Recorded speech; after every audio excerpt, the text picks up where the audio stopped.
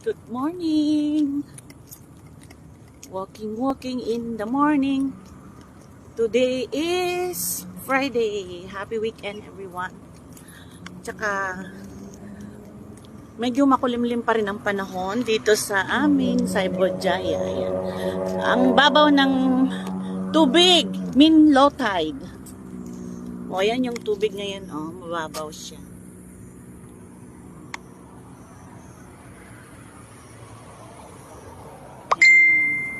Babaw ng tubig ngayon. No, kumadibay-bay. Meti agala tikwa. Magandang kumuha ng ar-arosip. Diba? Kasi low tide siya ngayon. So low tide, magandang pumunta sa Agalati Sitil, Agalati Lusiit, Agalati ar-arosip, anapay alain. Nung naugot, itibay-bay nga kunada. Ay na, duman nga nasa oko. Basta morning po sa ating lahat. Lakad-lakad mood kasi kahapon hindi pa ako nakapaglakad dahil umuulan ng maaga. Bumalik ako. Akala ko walang ulan.